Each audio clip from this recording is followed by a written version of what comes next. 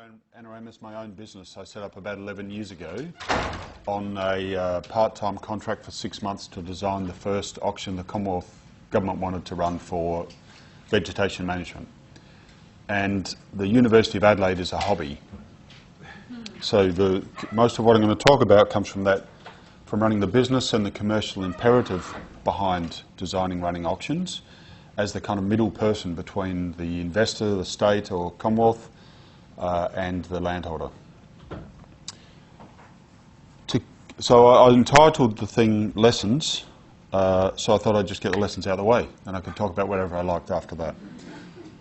So auction design is important, but it's just part of the process. But the whole thing around risk and uncertainty goes to a lot more than the actual auction design. I mean, you might consider auction design includes all the communication and everything else, but there's a lot of things that fall out of what I would call auction design that auction theorists mess around with, and that's important to understand. It's easy to agree when metrics are important in auctions, and most of the people that I deal with who don't like what we do complain the metrics not right, or they don't agree that people should do things for payment, and they certainly don't agree that somebody should get paid to get people to do things for payment, even though they're paid to say it. Anyway, so you can get people to agree when a metric's wrong, but it's hard to get people to agree when a metric's right. And so my experience of designing metrics is pretty much, as long as it's reflecting what you valued and you can demonstrate that adequately, don't expect everyone to agree. Information is at the heart of all of it, and but we often have the wrong people in natural resource management, particularly in conservation, who are managing and controlling that information and have the money for the management and control of that information. And I'll touch on that, I think. Budget limitations are actually a bigger effect than efficiency. All the other theoretical things we might do about efficiency, in reality we're usually constrained by budgets, and that has a big effect, and I'll show something around that. Bidders' behaviour probably does. Bidders probably do behave a bit as theory predict, but not entirely. There's a bit of, there's a bit of erratic behaviour in there as well.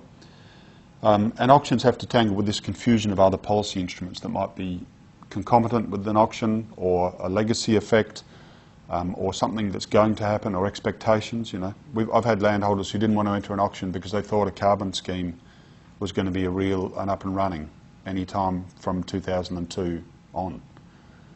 Like everybody has a different idea about when something's going to happen.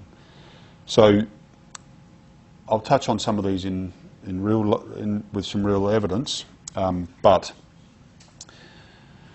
I guess at the heart of the auction is about understanding that an incentive is needed and trying to make the incentive appropriate to attract the type of people that you want to get involved. It's not always easy, and I'm assuming a high degree of understanding about auctions in this room, but I guess just in case, I put this slide up so that people could think about why you might use an auction. And at the bottom of it here is that I think risk sharing is one of the important elements, and understanding how do you share risks is critical. But there are other conditions, and I'm often been asked to design or use an auction where not all these conditions are met or properly understood. And so an auction may not be the right mechanism, but because it sounds exciting, people sometimes want to use it even if it isn't exactly the right thing. And then you get yourself into these other problems. So the real world of doing it is complex about why people want to use an auction. It can just be to seem cool. So the key elements of auction design from my perspective are that you have to have a metric, so you have to be able to quantify the benefits. We assume that we, the auctioneers or investors, are able to know what the benefits will be from taking actions. It's not that easy, but that's a key element. We have to be able to create a market to get potential providers into our market. We then have to have an auction design that's going to discover the price and select for bids in the way that we like. We then have a contract that actually settles what's going to be provided, to what standards, and how we're going to share the risks around that. There's a lot of things we don't know about how stuff will play out over time. Some of my auctions have had 10-year contracts with payments each year, and there's a lot of uncertainty about what's going to happen there. So we have to be able to apportion risk, and I'll talk about that with a couple of examples. And then we have this compliance. So are we going to be draconian about it? Are we just going to... A lot of natural resource management programs set and forget. They just walk away and nobody goes back and audits. That then sets an attitude about auditing. In the auction, when you have a real contract and if you've described a set of management actions, if you do that and that becomes known, then the prices will change in the next auction. So this auditing and ongoing relationship, and how much do you want to go out and hold hands with landholders and sing Kumbaya about supporting them if they've given you a price about a set of things? How much are you meant to then go and kind of undermine the price by helping them later? And we're often dealing with an environment of suppliers in the land care, natural resource management bodies whose job it is to go and support, and they think if I'm not supporting, I'm not doing the right thing. So there's a bit of confusion in there. Most of the auctions I'm just going to touch on are biodiversity conservation, vegetation management type auctions. So this is some real data from one of the some grassy ecosystems in South Australia. You can see that the condition of the vegetation on average is poor to medium, relative to a benchmark, the outside of the pentagon. And you can see the areas where it's deficient. And what we're trying to do is say that we think, and the metric is essentially saying we think that with management over the right amount of period, we might change that polygon to be something more like this. And so we're trying to get to the outside, we're trying to get to the green line from where we are. What actions are going to get there? Can we properly describe those to a landholder? Can they properly understand what it's going to take to achieve them? Can they then properly cost what it's going to take?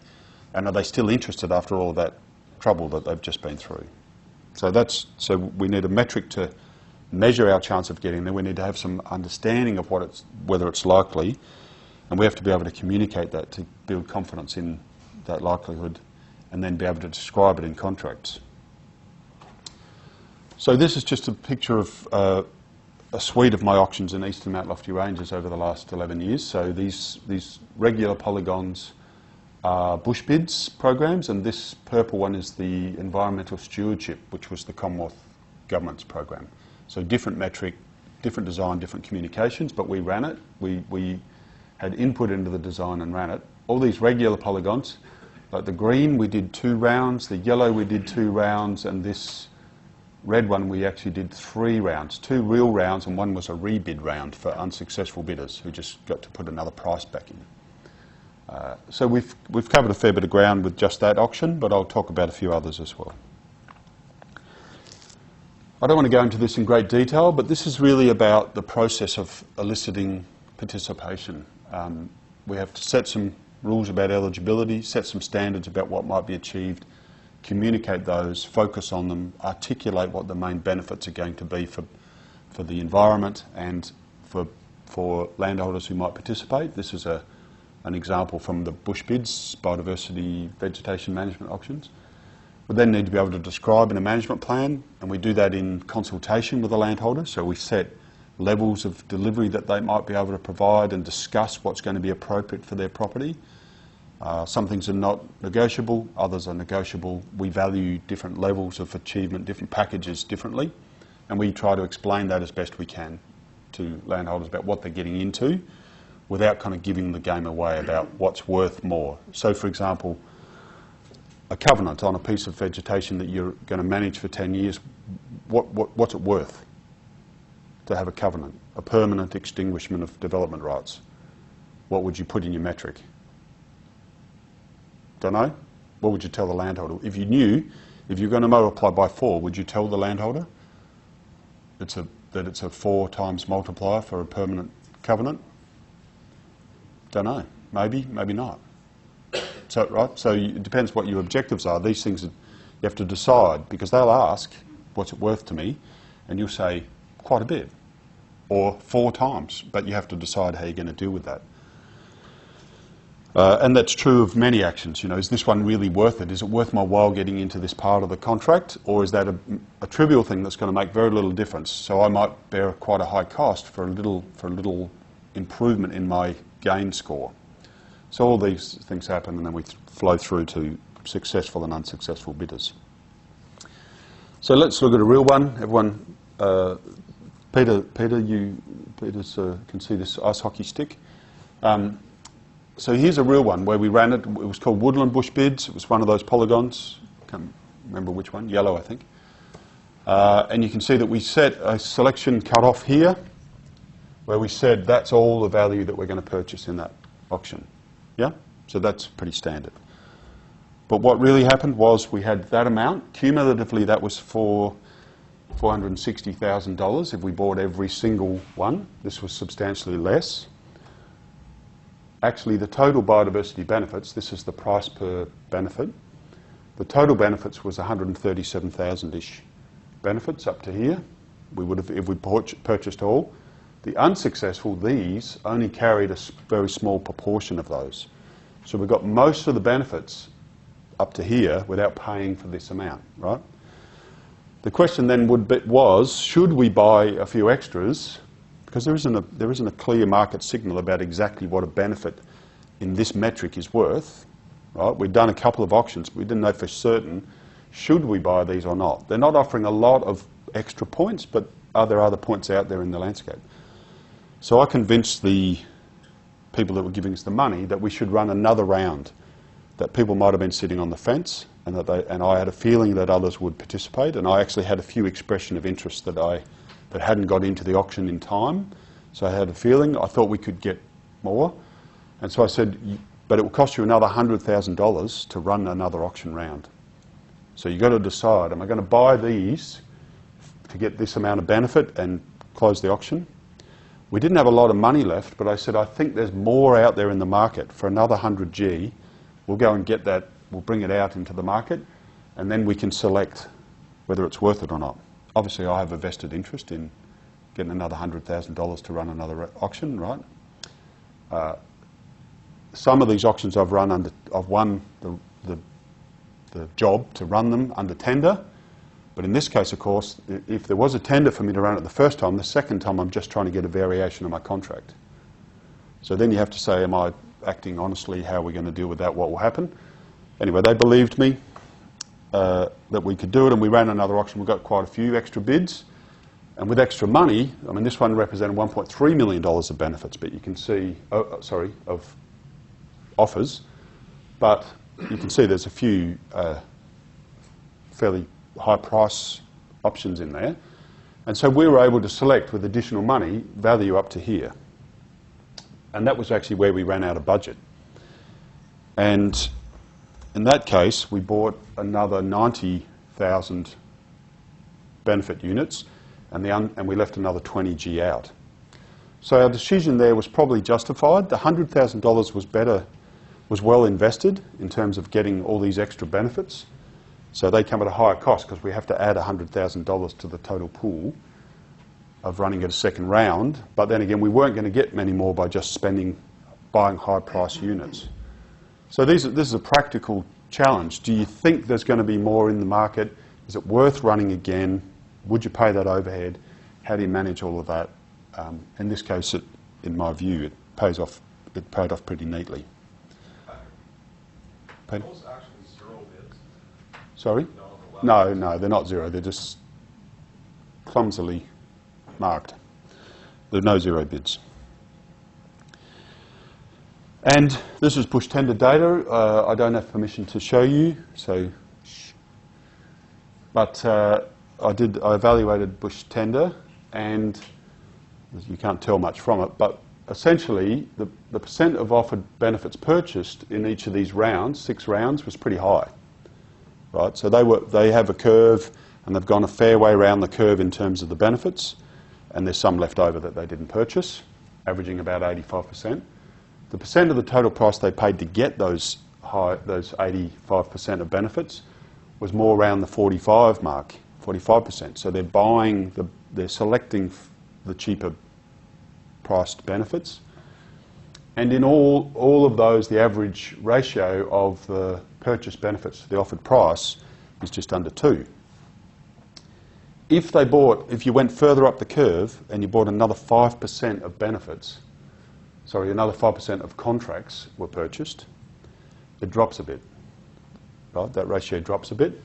And you can see that in here, the one that hurts the most is one where they actually stopped buying benefits because they had run out of value in their estimation. So they didn't have a perfect information about where to stop purchasing. These are judgments based on some experience, based on the curve, based on a bunch of things, but they've drawn the line there. In all other cases, they could have bought more and had very little loss of efficiency to go further up the curve, but were in fact budget limited.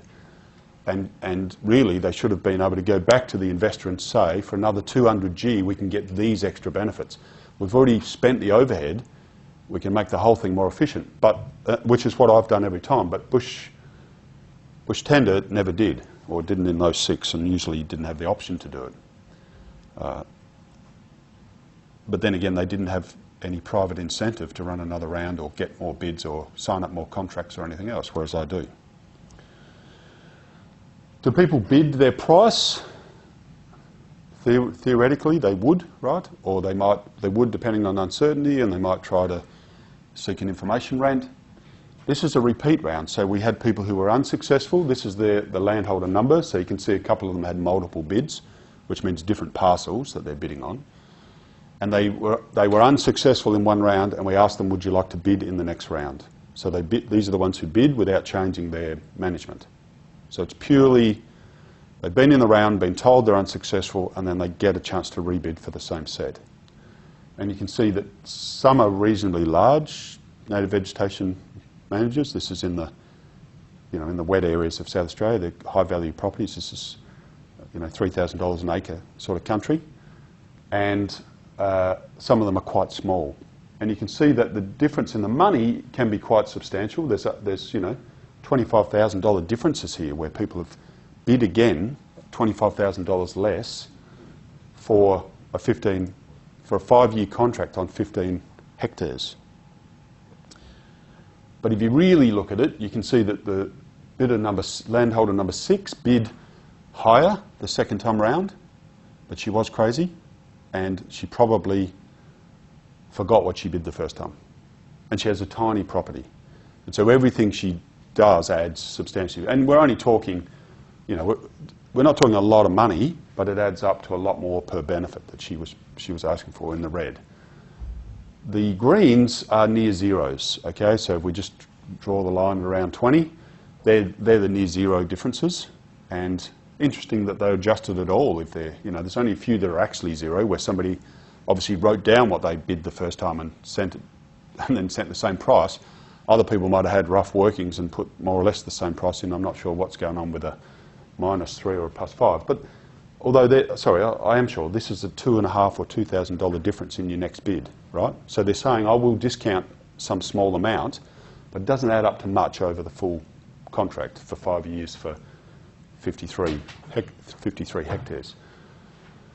So they're not changing much, but they are dropping a bit. And then we've got a few that are bidding substantially lower. I mean, here's a $25,000 bid for 5 years over 43 hectares. It's not many benefits, but it's a big amount of money to us. So they do actually drop their price. Anyway, but not everybody acts uniformly, and there is a scale effect you can see in there. So that's just to show you something that you might compare to theory. All right, let's jump out of biodiversity for a minute into soil erosion. Soil erosion's a problem, obviously. And the main problem is a bit like the Queensland problem of the reef, where sediment is heading out into areas that are producing seagrass, where we have a prawn hatchery and all these problems. In fact, it's illegal to let the soil do this, but you can't really punish anybody because everybody's doing it to a degree, and you have to disturb the soil to crop. So what do you mean I can't do it? So it's a bit tricky. But landholders do feel bad about in these dune swale systems, about the dunes being bared out. It's often a function of grazing. When you're grazing the stubble, the sheep camp up here, they eat it out. the vegetation was removed once upon a time. It may not even be very productive, but it's a problem. So we just tried an auction. We tried 2 auctions actually, 2 rounds, to get some benefits. So we took an erosion reduction site like the one in the top right-hand corner there, and we ran an auction for people to do management, which included cropping cereal, rye, revegetating.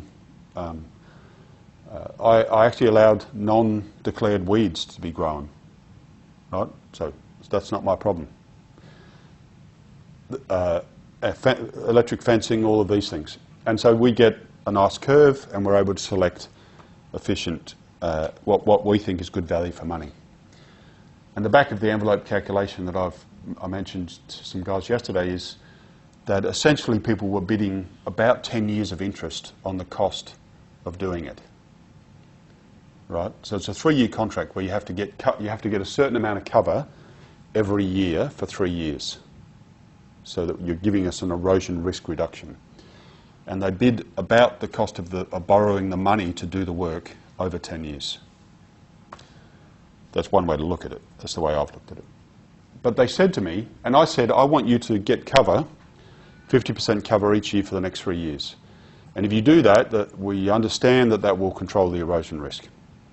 And they said, well, yeah, I reckon we could do that, but what if it's a dry year? Who's going to take that risk? So I said, well, I want to try to purchase the actual outcome, because I don't want us getting into a game later on about whether you really did it or you didn't, whether it was really dry or it wasn't. So I said, we're going to have a contract that says you get the cover, but we're going to let you write the management actions that you're prepared to take, and you keep whatever evidence you think you need to demonstrate that you took the actions. The contract is not for the actions, but we're going to have a fail-safe mechanism where you've described the actions that we could come back to in dispute. Okay, so I'm still holding what I would call an outcome contract, but I've said if we get into dispute, you'll have evidence that I've said I will take a look at. And you're going to get paid each year as you meet this cover estimate. So if you genuinely had a bad year, we would be able to look and say you took a fair effort. The other thing we'll do is, at the district scale, we'll take using Landsat, we'll measure the cover on your polygon. We'll go into the neighbour who isn't in the auction, move that polygon into the same land system and measure what the cover is over there, and we'll track it over time. And if you genuinely haven't changed and it's a seasonal thing, we'll see it in this contrast. And at the end of 1 year, that's what we could see from the Landsat. So the cover is averaging just under 50% in the control sites. So what we found was that the people who entered the auction were the ones with the biggest problem, for the most part. And then after a year, we see that we actually got an improvement in cover at the managed sites, almost to that 50% mark. But there's a lot of noise in the remote sensing. So that's a good outcome. At the end of 10, the other thing landholders said, so what is 50% cover? How are you measuring that? And I said, well, I'll decide at the time. Right? So it's 50% cover. It's going to be objectively 50% cover. I'm not telling you that it's exactly this way so that you might try to manage towards that, just that, because there's some uncertainty around the amount of benefit we'll get, but it's going to be objectively measured. In the end, we measured with a step point on the properties at the end of 3 years, and the landholders estimated what they thought the cover was. Right? So everybody who is to the right of that red line made it. Yeah? At the end of 3 years, they had cover appropriate. Is that right? So only one person's hanging out. It turns out that person actually only had to get 40% cover because of the soil type they had. We had a different metric for some people, but so everybody's compliant. What else is going on there? Almost everybody's below the diagonal line, right? So they have underestimated what their cover really is. So why would they underestimate what their cover really is? Just to err on the side of caution to make sure they met the contract. So we're actually getting more cover than was our minimum requirement, and they're estimating that they're making so their estimates are that they are all making it or above, But in fact, they're being overcautious about how they're making it because they're not exactly certain about how I'm going to measure that, right? So there's a risk management thing that they are undertaking because they have the outcome contract. So it's their responsibility to manage that and control that risk. So that was just one of the soil auctions. The two auctions, we can see that they say that they had increased their cover over the time, but part of that was actually external factors. It wasn't just what they did. So it's rainfall and rabbit numbers dropped and some other things. They believe that their knowledge about managing cover increased, in the most part, that the program was easy to report on, so that wasn't an obstacle to participation, which is another obstacle. What are going to be my compliance responsibilities? They didn't want a longer contract. 3 years was about as long as they really wanted for this style of a contract, which doesn't mean they wouldn't take a longer one if we described it differently. But for this type of contract, they didn't want it longer, and they would go again. Okay, we weren't seeking only permanent solutions to cover, because a permanent solution compared to a temporary solution is a whole other matter. And we had very little money and very little time to run it. So I said, let's not seek permanence, let's seek behaviour change and see how we go. And most said that the price was sufficient or they weren't sure. Very few said that they could have done with some more money, but nobody pulled out of the contract and everybody met the requirement, right? So there's a little bit in there. Let's go to another one, a biodiversity conservation auction. So this is she-oak grassy woodland. Do you have she-oaks in Western Australia? Tree lives about 80 years. It's very prone to fire, very prone to grazing when it's young. Lots of the Eyre Peninsula of South Australia was cleared of it or lost in a couple of fires, and there were fires around a 10-year period in the 1880s and the 1920s where the fire and rabbits both came and wiped out a lot of it. So it's very, very little of it left. But they wanted to run an auction to recover it. That's in bad condition, so old trees for the most part and not much underneath. And the problem was to try to get recovery of the she-oaks to a level above browse height so that we could have an overstory and actually make sure we had a cohort of seed trees into the future, because in some of these degraded sites, the seed trees, the females, are rare and vulnerable, and we need some younger generations coming through. So they're reaching 60 years and we've only got till 80 years to be sure we've still got seed. So we've got this problem. Landhold, we want to get, we don't want to go for longer than a 10-year contract because we've got to manage our side of that contract. So we have to be sure that we can hold our end up. We want to get recovery, so we need to get germination, we need to get it above browse height. How long does that take? The scientists, who are just people who have observed the land but call themselves scientists, say it takes at least 5 years.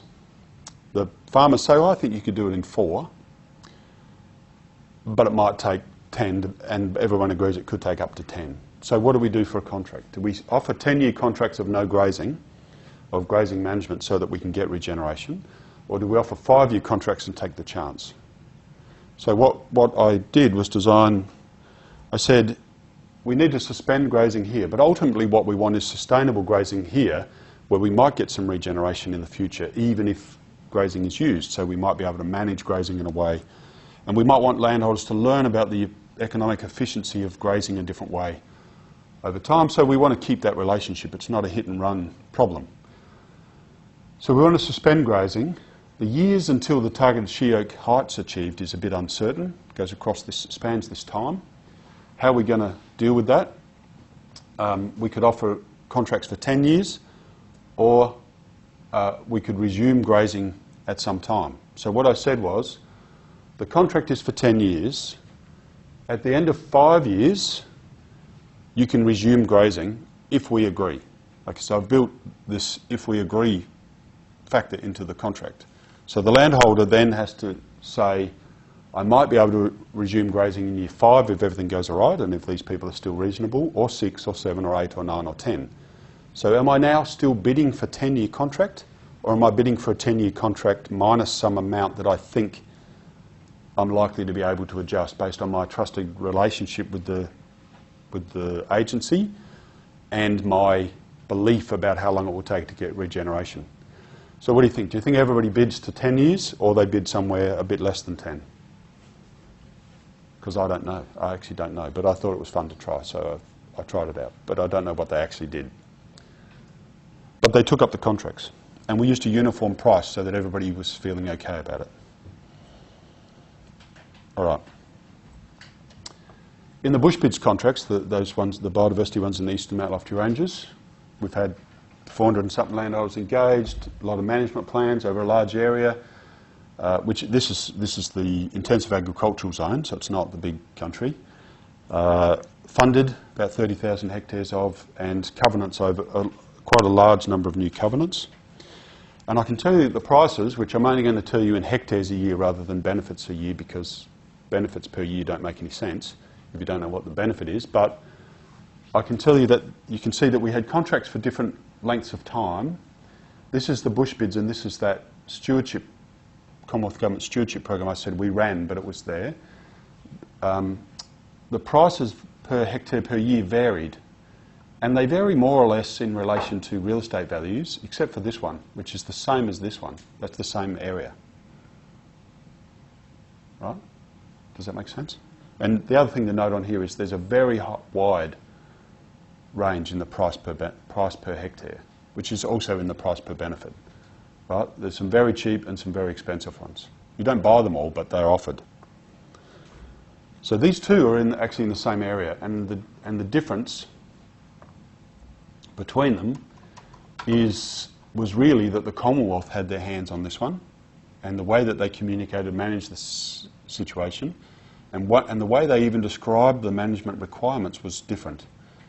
And they had to be seen to be doing everything. And I think that drove most of the additional cost.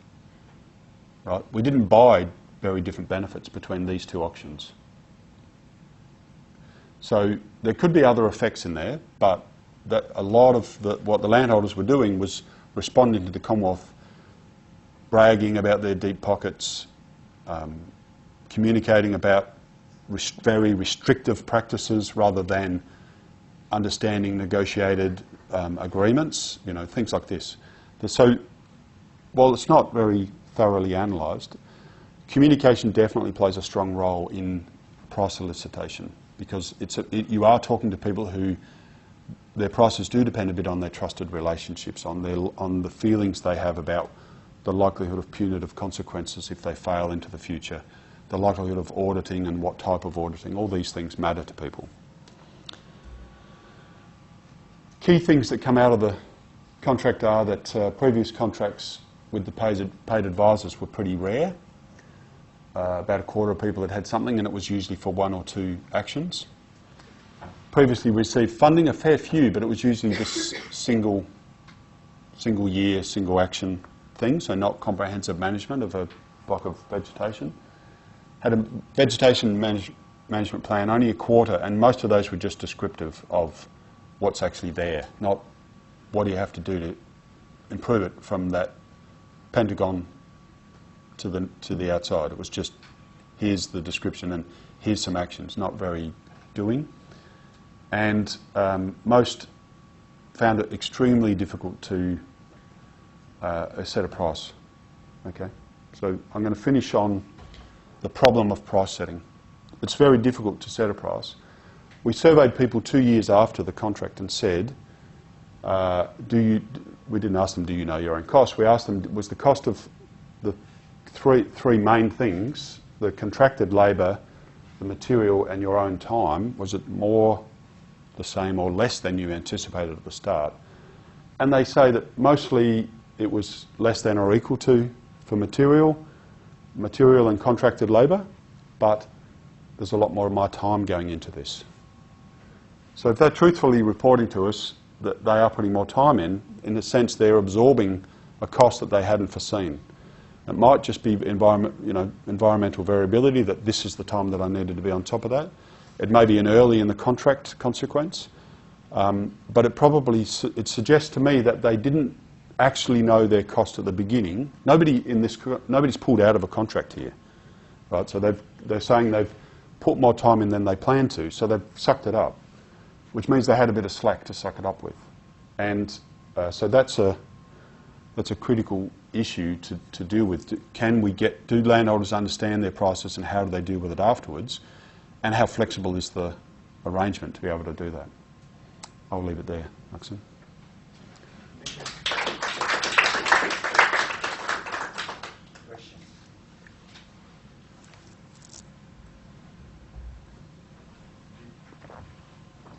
With that she-oak grazing contract, did you consider having a review stage where you say, well, you're out of the contract, you're not achieving anything?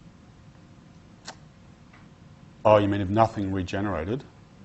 So that you actually take on more contracts initially, but then have a review At the end of 5 years, if there's no sign that anything's coming back on this place? Yeah. No, that wasn't considered. I think probably the agency that I'm doing it for, they're dealing with so little of that left that there might be a, burning the fingers of effect. If you were to say to people, not working, you're out, you might come in and say, look, we've still got 5 years of this contract. Can we talk about how we might do something differently?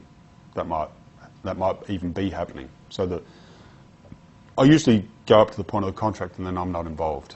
So I'll find out. But I would think that it's possible there's just not a germination event and a recovery event. So that would be your main problem. John? Yeah, so same scenario. I wondered whether the landholders were more optimistic because they're more optimistic about rainfall, so that their perceptions of the risks of dry time would be different. And if that's true, did you think about doing a contract which was contingent on rainfall events at the time that the period might change according to the distribution of wet years? I didn't think about it, but the other problem is you squeeze between the people who are going to give you the money and what their expectations are, which is to expend the money, and how much flexibility you can build into a contract as well. So, and for the landholders, in the uncertainty of getting their participation, putting a contingency in could have been a deterrent. So given that we've got the money and we're probably better off not to try to flirt with their preparedness to accept contingencies in that case. In this case, we made the contingency very clear. You've got money for 10 years, but you can't graze. But you could do it. If you had a bit more confidence, you'd get participation up through other ways. Yeah. Could I make a comment? When you grow perennials, you certainly have a problem with the heating of the canopy. But with Tagasasti, which has been widely grown in this part of the world, the key issue is what's grazing it. And you can graze it perfectly successfully with cattle, but if you graze it with sheep, they ring bark it. Yep. And so that's an issue which I don't know whether it applies to casuarina or not, but it certainly applies to Tagasasti. Yeah, so... There are species differences than grazing. Yeah, I didn't observe a ring barking problem, and it is sheep in the main. But the problem here really was just everything that regenerates gets eaten off before it gets up. So getting it up is stage one. So in South Australia, are these auctions still happening in the sort of experimental mode, like people trying out things just see how they work, or are they happening for real? None of my auctions have been experimental. They are real auctions. They're all real auctions. Somebody wants money spent Yep, for conservation, not to try out things. that's right. And in fact, they're often innovation averse. But they don't want to experiment too much. They've got money and they've got a problem. They want the money to solve the problem. And the auction sounds like a good way to deal with that. So let's make that happen. I don't want to experiment with stuff. So overall, do you think this is a good way, more action to spend money compared to how things used to be, where the agency would get into cost sharing or would be offering prices for some sort of fixed prices? Well, the evidence is that the money is shrunk, and in shrinking, these mechanisms are less preferred. But part of that is that they are pretty expensive. And also, we haven't put a lot of effort into demonstrating the benefit. Whereas the first thing, the natural resource management agencies, their first obligation is to employ themselves. So they're busy employing themselves and using up the money. Right? And they also then, if they're often the ones that run the auction and give the advice to landholders. But the landholder has no one to go back to and complain about their shitty advice, because it came from the people who gave them the contract.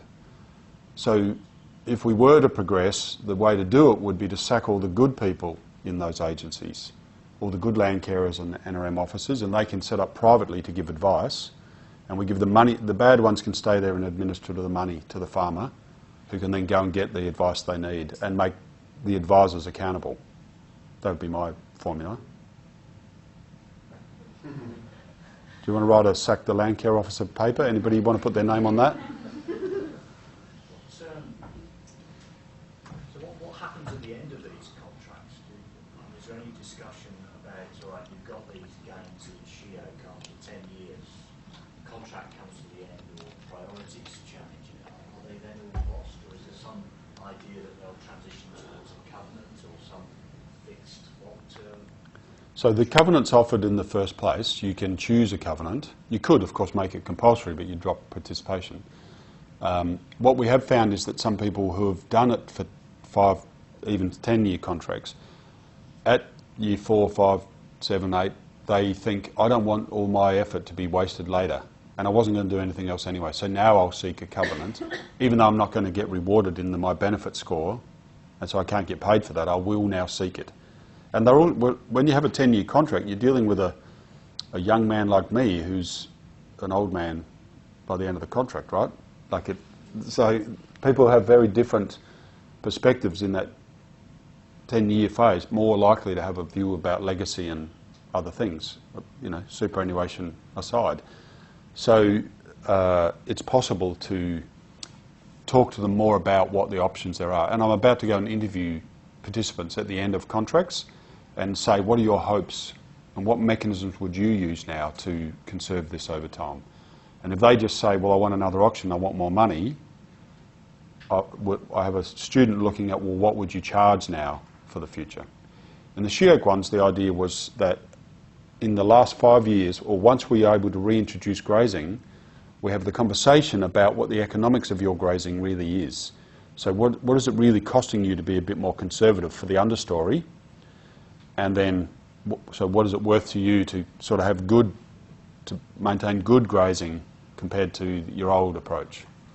So with the soil erosion contracts, I mean, you think it's sort of like, it's almost like a spot contract, isn't it? It's just 3 years, yeah. Do something for 3 years, then at the end, well, we'll just go back in, and it could be a different set of farmers who go back in, or yeah, do you have some loyalty bonus? I think if you did that one properly, which I will say it was very short, fast, not much money, you would put a much higher weighting on more permanent solutions, right? But the instruments for putting a permanent vegetation in are not so clear. I mean, covenants are usually made around native vegetation, so revegetation not so much, and what's your liability on maintaining it or survival, and all of those things come into it.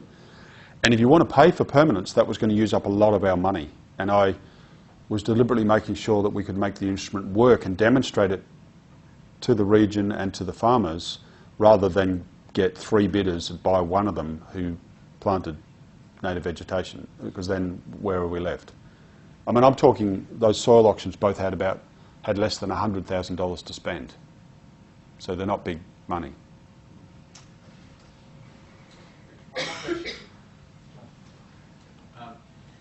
Patrick, you've talked about the biodiversity options, and I can see that the auction's very useful to try to block out biodiversity for a set target. If you're trying to change management practices, though, Yep. You're only getting a small percentage of farmers to bid. It's only over a certain amount of years. Are options that useful in changing management practices? Well, so some of our landholders are grazing, grasslands and they have modified their grazing. So there's an example. And we'll find out what they're added. So we're surveying them now to see where are they up to. So has it changed how you intend to manage that afterwards? Are you just going to go straight back and put the sheep on? Or are you going to keep this up? Are you going to go into a covenant, or are you just going to try to manage it yourself, or are you seeking more funds, or what? Where are you up to? I think that properly demonstrating the economics of the change, so that we all understand what it's really costing to change your management practice, is a good start to whatever conversation you have next. Whether that's another incentive payment, with or without an auction, or a permanent covenant purchased in an auction or not. You've got to first understand what's it really taking, because I think there's plenty of landholders who are overvaluing the benefits they're getting from their practice relative to a more conservative alternative.